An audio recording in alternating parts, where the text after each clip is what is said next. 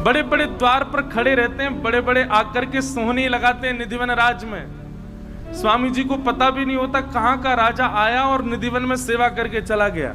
स्वामी जी तो अपने कुंज बिहारी लाल की सेवा में ही नित्य रहते हैं और वही उनका सर्वधन है। हमारी स्थिति अलग है। हमको नेक पता चल जाए कि रिझावे वालों कोई व्यक्ति आए, ऐसे काम बनेगा, ठाकुर जी नेक दे, तुम इंतजार करो, ऐसे मिलके आवे। स्वामी जी की स्थिति ऐसी नहीं। स्वामी जी तो अपने ठाकुर जी में ही सदा आनंदित रहते। कई चरित्र आते हैं स्वामी जी के संदर्भ में, जैसे जैसी कृपा बिहारी जी ने करी, कौन कौन पर कैसी कैसी कृपा करी। उनमें एक बड़ी सुंदर कथा आती है श्री जगन्नाथपुरी के माधवदास जी की। हमने बहुत बार कथा में सुनाई है अपने में, पर श्री माधवदास जी का एक बहुत सुंदर प्रसंग आता है कि आप श्री एक दिन ठाकुर जी से बोले जगन्नाथ भगवान से कि हम ब्रज जा रहे हैं दर्शन करने ब्रजमंडल का। तो श्री जगन्नाथ भगवान बोले हमको भी लेकर के चलो,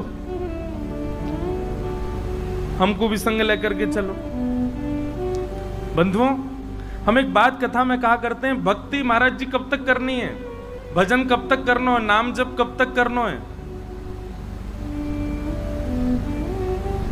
हम ठाकुर जी के पीछे दौड़ रहे हैं तब तक तो ये समझो कि अभी भक्ति को चरम उत्कृष्ट फल हमको मिलो नहीं, लेकिन ठाकुर जी हमारे पीछे पीछे चल रहे हैं। तू जहां जाएगा वहीं चलूंगा, तू जहां जाएगा वहीं रहूंगा, तू जैसे खवाएगा वैसे रहूंगा, तेरे बिना ना रहूंगा। अभी हम ठाकुर जी के बिना नहीं रह पाते, पर कभी ऐसी स्थिति आ जाए कि ठाकुर जी कहें कि वाह को लेके आओ, वाह के बिना मेरा काम नहीं चले, तब समझो कि भक्ति उत्कृष्ट भई।